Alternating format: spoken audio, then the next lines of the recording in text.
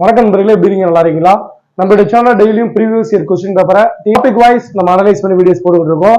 இன்னைக்கு நம்ம பார்க்க போற டாபிக் என்ன அப்படின்னா சவுத் இந்தியன் ஹிஸ்டரி அப்படிங்கிற டாபிக்.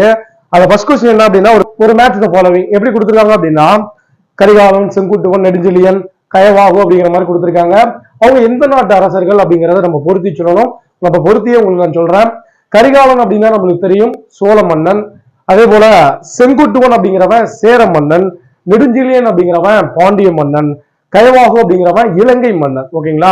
கயவாகு அப்படிங்கிறவங்க யாரு அப்படின்னா இலங்கை மன்னன். மார்க்கோ போலோ யாருடைய ஆட்சி காலத்துல பாண்டிய நாட்டுக்கு வருகை புரிந்தார் அப்படிங்கிறது கேள்வி. அதாவது மார்க்கோ போலோ யாருடைய ஆட்சி காலத்துல பாண்டிய நாட்டுக்கு வருகை புரிந்தார் அப்படின்னா நெடுஞ்சடையன் அப்படிங்கிறவருடைய பாண்டிய மன்னருடைய ஆட்சி காலத்துலதான் வருகை புரிந்திருக்காரு. அடுத்த கொஸ்டின் என்ன அப்படின்னா அதிகாரிகளுக்கும் அவர்கள் இறந்த பின் அவரது வாரிசுகளுக்கும் சோழ மன்னர்களால் வழங்கப்படும் நிலம் எவ்வாறு அழைக்கப்படுகிறது? மறுபடியும் கொஸ்டின் சொல்றேன். அதிகாரிகளுக்கும் அவர்கள் இறந்த பின் அவரது வாரிசுகளுக்கும் சோழ மன்னர்களால் வழங்கப்படும் நிலம் எவ்வாறு அழைக்கப்படுது அப்படின்னா ஜீவிதம். அடுத்த கொஸ்டின் என்ன அப்படின்னா திருவாசகத்தை ஆங்கிலத்தில் மொழிபெயர்த்தவர் யாருன்னு கேட்கிறாங்க. G U Pope. மறுபடியும் கொஸ்டின் சொல்றேன்.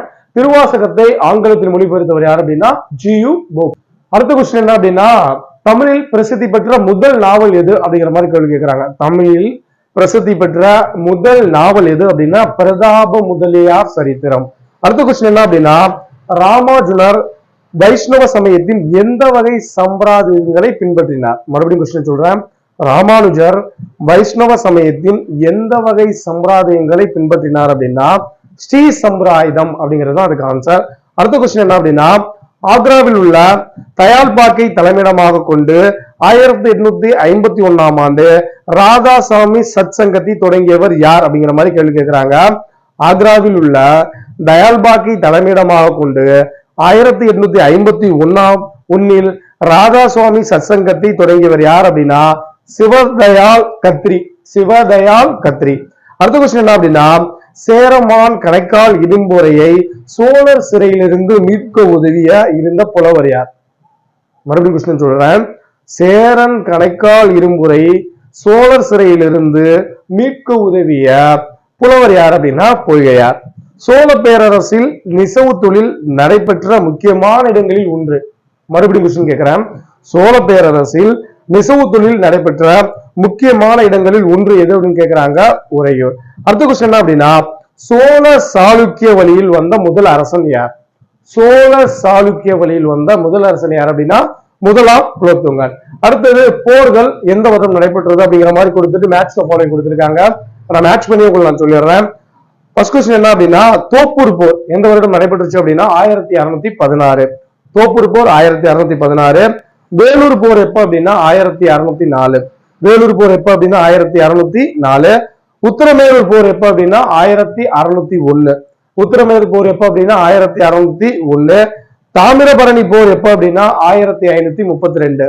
தாமிரபரணி போர் எந்த வருடம் நடைபெற்றுச்சு அப்படின்னா 1532. அடுத்த கொஸ்டின் ரொம்ப முக்கியமான கொஸ்டின். வித்திய போஜா என்று அழைக்கப்பட்ட தஞ்சை மராத்திய ஆட்சியாளர் யார்? வித்திய போஜா என்று அழைக்கப்பட்ட தஞ்சை மராத்திய ஆட்சியாளர் யாருன்னு கேட்கிறாங்க. முதலாம் சரபோஜி. அடுத்த கொஸ்டின் என்ன அப்படின்னா ஒரு அரேஞ்ச் பண்ணி நம்ம சொல்லணும். அரசர்கள் பேரை கொடுத்திருக்காங்க.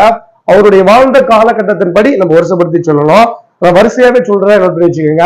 ஃபர்ஸ்ட் இமயவர்மன் இருந்திருக்காரு. அவருக்கு அப்புறம் யாரு இருந்தாங்க அப்படின்னா செங்குட்டுவன். செங்குட்டுவனுக்கு அப்புறம் யாரு அப்படின்னா குட்டுவன் சேரல். அதுக்கப்புறம் யாருன்னா கணைக்கால் இருமுறை. ஃபர்ஸ்ட் யாரு அப்படின்னா இமயவர்மன், அடுத்து செங்குட்டுவன், அடுத்து வந்து யாரு அப்படின்னா குட்டுவன் சேரல், அப்புறம் கணைக்கால் இருமுறை அப்படிங்கிறவங்க இருந்திருக்காங்க. அடுத்த கொஸ்டின் என்ன அப்படின்னா சோழ நாட்டில் வருவாய்த்துறை எவ்வாறு அழைக்கப்பட்டது? மறுபடியும் கேள்வி கேட்கிறேன். சோழ நாட்டில் வருவாய்த்துறை எவ்வாறு அழைக்கப்பட்டது அப்படின்னா புறவு வரி. புறவு வரி. அடுத்து திருநாவுக்கரசருக்கு அப்பர் என்ற பெயரை கொடுத்தவர் யார்? திருநாவுக்கரசருக்கு அப்பர் என்ற பெயரை கொடுத்தவர் யார் அப்படின்னா திருஞான சம்பந்தர். அடுத்த கொஸ்டின் என்ன அப்படின்னா குடைவரை கோயில்கள் என்ற கட்டிடக்கலை பாணியை அறிமுகப்படுத்தியவர் யார்? குடைவரை கோயில்கள் என்ற கட்டிடக்கலை பாணியை அறிமுகப்படுத்தியவர் யாருன்னு கேட்கிறாங்க. முதலாம் மகேந்திரவர்மன். அடுத்த கொஸ்டின் என்ன அப்படின்னா ஆதிச்சநல்லூர் எந்த மாவட்டத்தில் உள்ளது அப்படிங்கிற மாதிரி கேள்வி கேட்கிறாங்க. திருநெல்வேலி. ஆதிச்சநல்லூர் எந்த மாவட்டத்தில் இருக்கு அப்படின்னா திருநெல்வேலியில இருக்கு. அடுத்த கொஸ்டின் என்ன அப்படின்னா இந்த கொஸ்டின் அடிக்கடி கேட்டிருக்காங்க, 3 தடவை கேட்டிருக்காங்க. காஞ்சியில் உள்ள புகழ்பெற்ற கைலாசநாதர் கோயிலை கட்டினது யாரு? காஞ்சியில் உள்ள புகழ்பெற்ற கைலாசநாதர் கோயிலை கட்டினது யாரு அப்படின்னா ராஜசிம்மன். காஞ்சி கைலாசநாதர் கோயில் ராஜசிம்மன், ராஜ கை அப்படிங்கிற மாதிரி ஈஸியா ஞாபகம் வச்சுக்கலாம். அடுத்து தஞ்சையில் பிரகதீஸ்வரர் ஆலயம் கட்டப்பட்ட ஆண்டு.